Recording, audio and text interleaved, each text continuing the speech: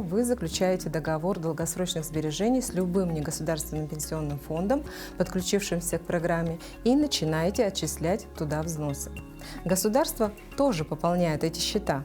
Вдобавок, вы получаете право на налоговый вычет. Можете вернуть часть уплаченного за год подоходного налога. Все ваши взносы в программу долгосрочных сбережений, а также инвестдоход по ним застрахованы государством на сумму до 2,8 миллионов рублей. Пенсионные накопления, которые вы перевели в программу, доплаты от государства и набежавший на них доход защищены полностью и не учитываются в лимите. В случае проблем у фонда они компенсируются отдельно от страховки по взносам. Другими словами, выплаты могут быть больше, чем 2 миллиона 800 тысяч рублей. Участвовать в программе вправе любой гражданин России, которому исполнилось 18 лет. Разрешается открыть несколько счетов, причем не только для себя, но и в пользу родственника или любого другого человека. Пополнять счет по программе вы можете не только сами, но и ваш работодатель. Но по его взносам доплаты от государства уже не будет. Сегодня в передаче про деньги мы более подробно раскроем тему, почему программа долгосрочных сбережений является инструментом финансовой стабильности.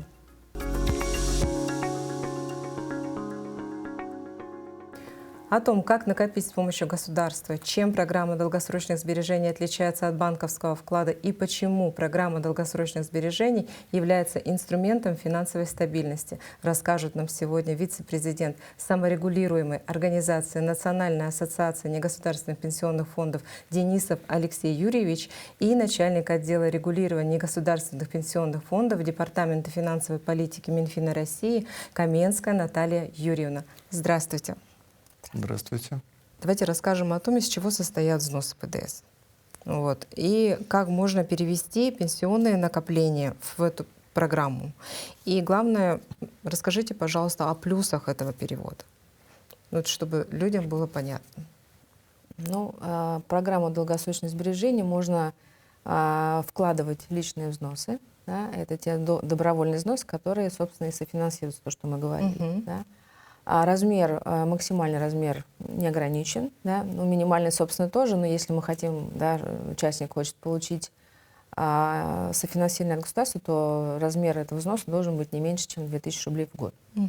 Это первый источник. Второй источник – это средства пенсионных накоплений или накопительная часть пенсии, которая, как мы уже говорили, активно формировалась в период с 2002 по 2013 годы, и новые взносы, на которые были заморожены или приостановлены к уплате. Да, по-другому это можно более правильно сказать таким образом. И хочется сказать телезрителям о том, что то, что было сформировано, это не заморожено. Да? Это формируется либо в Социальном фонде России, либо под управлением ВЭБа ГУК РФ или в НПФ, в негосударственном пенсионном фонде, который сам участник, само застрахованное лицо или гражданин по-другому, да, выбрали, и, собственно говоря, средства они там. Да?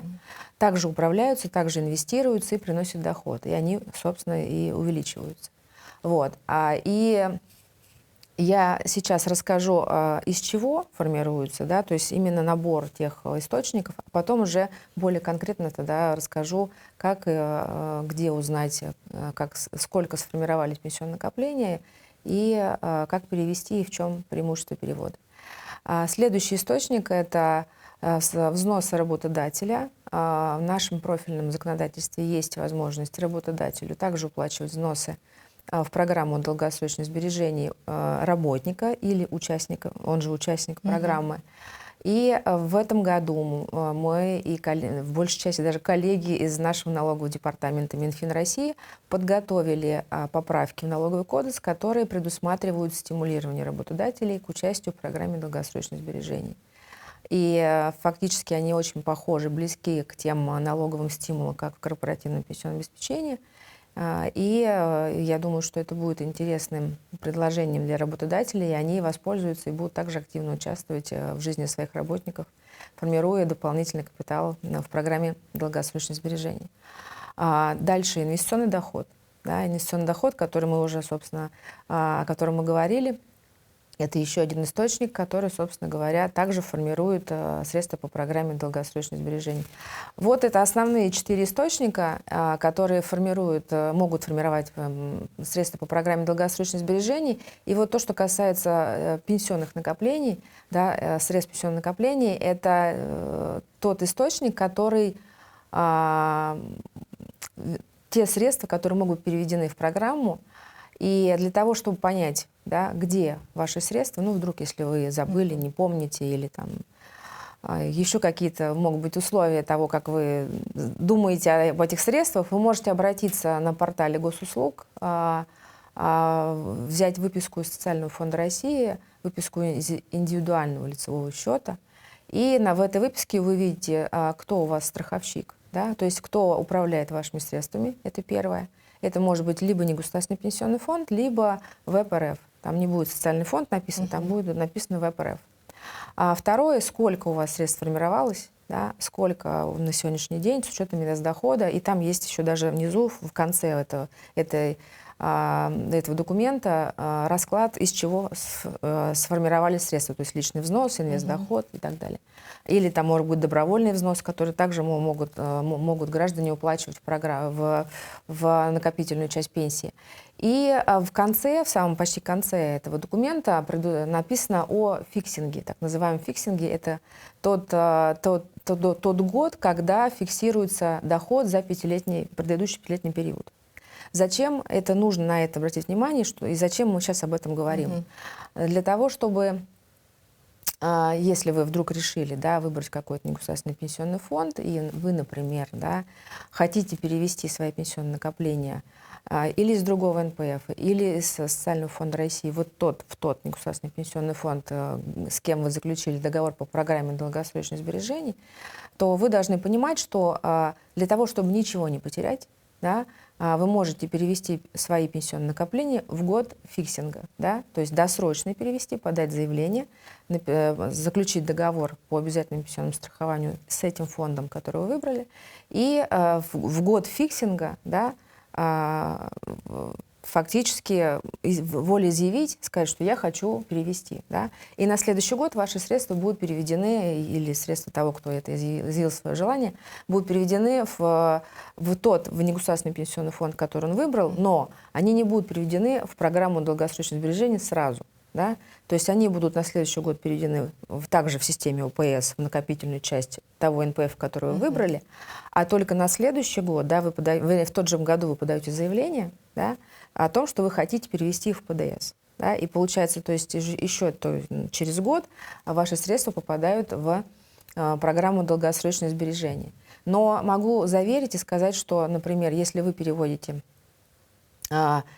в том НПФ, который вы выбрали, средства, и они переходят на следующий год, вы ничего не теряете, там нет каких-то условий, при которых можно что-то потерять, поэтому деньги уже будут фактически в фонде, того фонда, который вы выбрали, да, который вы выбрали как самый лучший для себя, и фактически это будет два кошелька, два кармана, да, которые, собственно, потом соединятся в один. То есть здесь как бы нет никакого риска в этом факте. Да, дополню. Для чего переводить? Какая выгода у граждан? То есть пенсионные накопления, они вот формировались, приносят тоже инвестиционный доход, но граждане при достижении возраста 55 лет у женщин, 60 лет у мужчин могут получить эти средства единовременно, если накопления составили до 412 тысяч рублей. А если больше, и таких, по нашим оценкам, довольно-таки много, они будут получать пожизненную выплату. Что это значит? Это значит, все накопления, например, там 500 тысяч рублей, поделят на 270 месяцев, этот период устанавливается государством, и условно получится там около 1600 рублей ежемесячно. То есть, согласитесь, не совсем такая значимая прибавка к страховой пенсии. И самое, скажем так, несправедливое, наверное, в этой истории, это в том, что человек пока жив, он получает, то есть она пожизненная. Если его не стало, то остаток не наследуется. То есть, а когда гражданин примет решение перевести эти пенсионные накопления в программу долгосрочных сбережений, у него получаются новые виды использования этих средств. В частности, он может получить единовременно также при достижении возраста 55-60 если сумма не больше 412, может назначить себе срочную выплату, то есть сам установить срок не 270 месяцев, например, 24 месяца или 12 месяцев. И согласитесь, если там вот эту сумму поделить уже не на 270 месяцев, а на 12, то уже получится значимая прибавка к пенсии, либо к своим доходам. А самое важное, если вдруг на протяжении вот этого срока человек умирает, то остаток наследуется его родственниками. То есть получается, вот все средства пенсионных накоплений, они остаются в семье. Ну и понятно, что остается вариант пожизненный, такой же, как по ОПС. И еще один плюс — это возможность использования этих средств, как и личных взносов, при особых жизненных ситуациях. То есть если вдруг в период накопления у гражданина возникла необходимость сделать дорогостоящее лечение, то он эти деньги без всяких потерь может забрать, сделать себе там операцию и дальше продолжать участвовать в этой программе. В старой программе обязательного пенсионного страхования такой возможности нет. Ну, то есть нет возможности и вот назначить себе срочную выплату, и нет возможности в особой жизненной ситуации забрать досрочно. Поэтому это выгодно, и даже если нет желания или возможности делать личные взносы, то можно, по крайней мере, перевести свои пенсионные накопления и получить вот этот набор плюсов уже сейчас. Появится возможность, можно делать взносы. Это не обязаловка, это вот в зависимости от ваших возможностей. И хотел обратить, что вот про инвестдоход мы говорили, что инвестдоход формируется со всех источников, то есть и с личных взносов, и со средств софинансирования от государства, и со средств пенсионных накоплений. И по формуле сложных процентов за там, большой промежуток времени участия, там 5, 10, 15 лет, сложные проценты, они, конечно, будут прибавлять, скажем так, в геометрической прогрессии доход граждан. То есть здесь уже гарантируется такая доходность для обеспечения обещанного дохода по программе долгосрочных сбережений. То есть наверное, негосударственный пенсионный фонд, он больше так гарантирует или не гарантирует? Он гарантирует все взносы, которые были сделаны. По-моему, очень мало фондов, которые прям гарантируют, что я вам сделаю доходность не меньше такой. Ну, почему? Да. Потому что, повторюсь, долгосрочные инструменты, все работают на одном и том же финансовом рынке, и спрогнозировать на 15 лет вперед возможности нет. Но зафиксировать те доходы, которые уже сформировались там, по итогам года, такая возможность есть у фондов, они это делают активно, а по закону установлено, что не реже, чем раз в 5 лет эту доходность фонд должен прибавлять взносом из всех источников и уже гарантировать с учетом вот этого инвестиционного дохода. Давайте вернемся, наверное, к вопросу о досрочном снятии, закрытии счета по программе долгосрочных сбережений. Вот здесь нужно ли человеку подтверждать эту непредвиденную ситуацию? Какими документами? Либо достаточно просто прийти и отказаться от договора? Да, участник программы пишет заявление, да, хочу расторгнуть договор. Но здесь нужно понимать, что если человек, да, он имеет право забрать личный взнос, а средства пенсионного накопления он забрать не может, он их получит по достижении возраста 55-60, либо по истечении 15-летнего срока участия в программе. Вот. А то, что касается личных взносов, он забирает, но тут нужно понимать ситуацию следующую, что если вдруг так получилось, что вы получали налоговый вычет, то вы должны будете его вернуть. То есть все то же самое, как и с ИИС. Да, вот, поэтому здесь софинансирование не возвращается, оно остается на счете, и вы получаете право на выплаты и пользуетесь этими средствами. А вот то, что касается налогового вычета, вы должны будете вернуть. И, возможно, если вы расторгнете договор в каком-то коротком сроке, да, там, может быть, год, 2, 3, там, 4, 5, ну, такой, в таком, как бы, да, недлинном горизонте, то возможно, что фонд еще и какие-то штрафные санкции применит, потому что фонд рассчитывает на средства, которые платит участник, он рассчитывает на то, что договор будет длиться не менее 10-15, а может и более лет, и средства направляются на инвестирование в долгую. Да? И тут случается ситуация, когда человек говорит, нет, я забираю, и как бы я пошел. И, естественно, как бы таких вот случаев, когда человек хочет расторгнуть, тогда в этом случае фонд определяет, что ну, тогда будут штрафные санкции. Они могут быть различные, да, то есть мы вот с точки зрения анализа, да, можем сказать вот два примера каких-то коротко, да. Первое — это может быть, да, последняя доходность не отдана участнику последнего года, да. Это как самый, наверное, лайтовый вариант такой, да, который, собственно, может быть применен.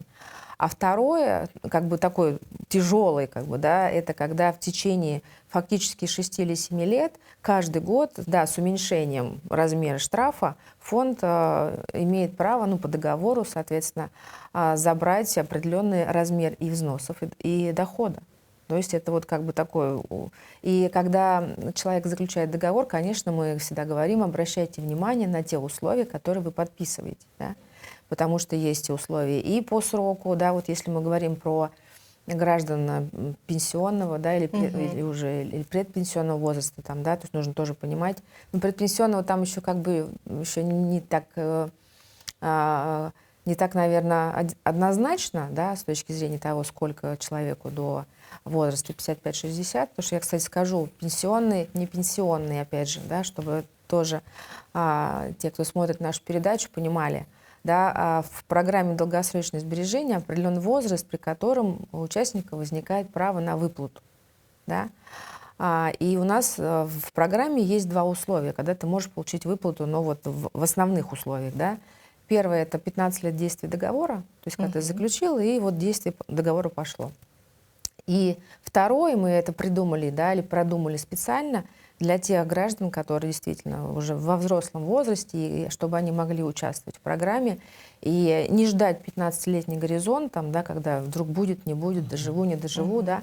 Мы определили, что будет такой возраст, да, при котором человек может получить право также получить выплату. И этот возраст мы определили 55-60, без каких-либо движений влево-вправо, да, с точки зрения пенсионного возраста. Да, потому что пенсионный возраст, я имею в виду назначение пенсии, как негосударственный, так и, да, государственный, оно привязано, скажем так, к условиям назначения пенсии. Да, и есть досрочные варианты назначения. Досрочные могут быть и в 45, и в 50, и в 55. Да. А общеустановленный возраст, ну, если мы говорим по стране, то он 60 для женщин и 65 для мужчин. Да. Но в ПДС у нас просто возраст, да, 55 для женщин и 60 для мужчин, не двигается никуда. И, соответственно, то, что касается вот, граждан, те, которые уже переступили порог 55-60, для них, конечно, нужно обязательно читать, вот, внимательно читать условия договора, потому что, например, да, вот одна моя знакомая, коротко прям скажу, одна моя знакомая, я ей рассказывала о программе, что есть такая программа, можно вступить, такие условия, там все замечательно. Она говорит, ой, там какое-то время проходит, я заключил договор, но вы мне сказали, что договор, ну, типа, можно забрать деньги на следующий год. А оказалось, что нет. То есть только через 3 года я могу забрать средства. То есть нужно...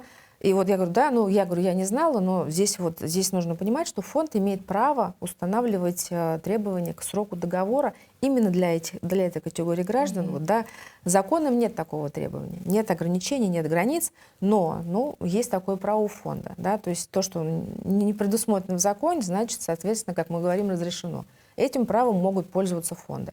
И когда ты заключаешь договор, конечно, должен понимать, когда, да, спрашивать, задавать вопросы, когда я получу свои средства.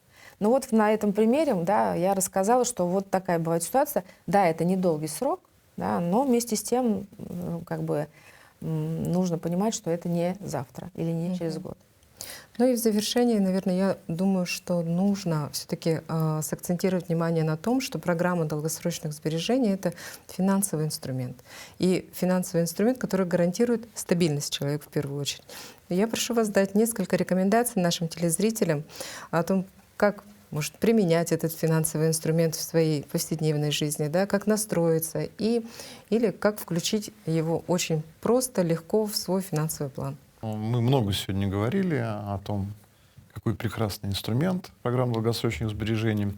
Но начать нужно, конечно, с себя. Начать нужно со своего семейного бюджета. И те, кто не ведет на бумаге учет доходов и расходов своего семейного бюджета, конечно, нужно это начать делать.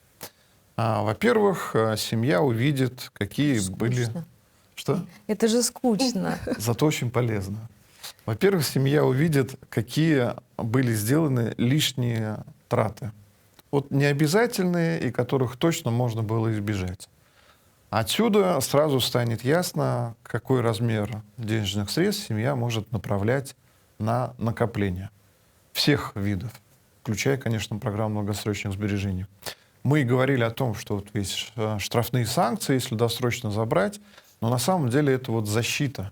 Защита от сиюминутной какой-то спонтанной мысли от снять и там купить новый телефон, хотя и старый работает, там еще что-то сделать. Почему? Потому что эти сбережения, они долгосрочные, и они работают на гражданина, на семью и на будущий доход. Да, на определенную цель. На определенную цель, да. И поэтому нужно сначала вот разобраться со своими доходами и расходами, дальше понять, что эти дополнительные, скажем так, сэкономленные средства в любом объеме можно направлять на программу долгосрочных сбережений, и они вот такая вот надежная копилка, которая позволит с помощью государства, государство финансирует 10 лет, сформировать вот такой значимый капитал, который можно потратить на крупную покупку, там, на ипотеку, на обучение детей. Кстати, мы про детей затронули чуть-чуть тему, то есть гражданин может делать взнос не только на себя, но и на своих детей. То есть если ребенку там 5 лет, 15 лет будет делать небольшие взносы, к 20 годам будет крупная сумма для развития. Я бы добавила тот факт, что мы, кстати, не сказали сегодня, на кого же, собственно, рассчитана, да, эта программа, и кто может этим воспользоваться. И программа долгосрочных сбережений может воспользоваться любой гражданин Российской Федерации. Я имею в виду совершеннолетний. Ну а в пользу детей, уже Алексей сказал, можно тоже формировать. И по большому счету, да, это продукт, который для молодого поколения дает возможность сформировать капитал, какой-то капитал на недвижимость, на детей, да, которые могут родиться. И, собственно, к тому, что когда будет 15 лет, фактически, да, вот у тебя есть возможность оплачивать обучение, там, да, или, опять же, какой-то капитал вложить в квартиру, не в квартиру. Ну, в общем, на самом деле вариантов много. Да?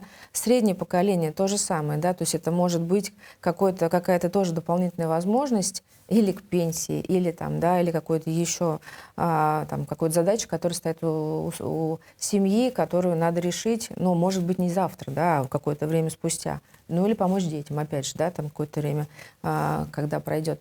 И третье, это, безусловно, граждане предпенсионного, пенсионного возраста, которые, собственно говоря, могут воспользоваться программой и сформировать себе дополнительный капитал к той пенсии, которую они будут в скором времени получать или уже получают. И я могу сказать больше, да, в дополнение к тому, что вот сейчас только что озвучила, фактически половина граждан, те, которые вступили в программу долгосрочных сбережений, являются предпенсионерами и пенсионерами. То есть вот из 3-6 миллионов человек, которые сейчас уже вступили в ПДС, это те, кто уже фактически или уже готовится к заслуженному отдыху, или уже на заслуженном отдыхе. И еще немаловажный момент, где можно посмотреть условия программы долгосрочных сбережений, почитать, подумать, да, то есть для себя освоить эту историю, задать вопросы, может быть, прийти там, да, в негосударственный пенсионный фонд или в банк, да, который является акционером этого негосударственного пенсионного фонда. Первое – это портал госуслуг. Да, мы сделали специально для граждан Российской Федерации возможность на портале госуслуг узнать все важные моменты, все основные моменты в программе долгосрочных сбережений. Для этого необходимо в поисковой строке МАКС, да, забить программу долгосрочных сбережений. И там вываливается, как мы говорим, вся информация, все словосочетания, которые связаны с ПДС. Есть там и баннер, так называемый, да, то есть там информационный баннер о программе долгосрочных сбережений. Есть информация, и можно там провалиться, как перевести пенсионное накопление, какие есть преимущества в переводе. Вот этот источник, этот ресурс можно использовать для понимания того, что такое ПДС. Дальше сайт Ассоциации негосударственных пенсионных фондов. Специально сделан ресурс под ПДС с точки зрения того, какие фонды, да, предоставляют услуги по программе долгосрочных сбережений. И из 37 фондов на сегодняшний день 34 предлагают программу долгосрочных сбережений. Все они надежные и устойчивы, и их условия, да, условия, которые предлагают фонды, также можно посмотреть на сайте pds.nap.ru. Вот. Там же есть калькулятор, можно спрогнозировать свои будущие доходы, посчитать, сообразить, скажем так, сколько ежемесячно делать, какую сумму пенсионных накоплений из госуслуг, и посмотреть, какая сформируется сумма там, через 15 лет, либо там, через 5, у кого какой возраст. Ну и на сайте Минфина, прям Минфина, да, мы в прошлом году разработали страницу, да, на которую тоже можно посмотреть условия. На сайте Банка России, и самый первый источник, откуда люди узнавали о программе долгосрочных сбережений, это «Мои финансы», которые нам помогли понятно и просто объяснить гражданам Российской Федерации, что такое программа долгосрочных сбережений и как можно в ней участвовать. На сайте «Мои финансы» также есть калькулятор, которым можно поиграться, ну и понять свою выгоду в этой программе. Спасибо вам большое. Ну, а вы, дорогие телезрители, можете переходить по ссылкам, которые вы сейчас видите на своем экране. Сканируйте QR-код и переходите на полезную страницу, узнавайте очень много интересного. Пробуйте, считайте, фиксируйте это все в своих личных финансовых планах.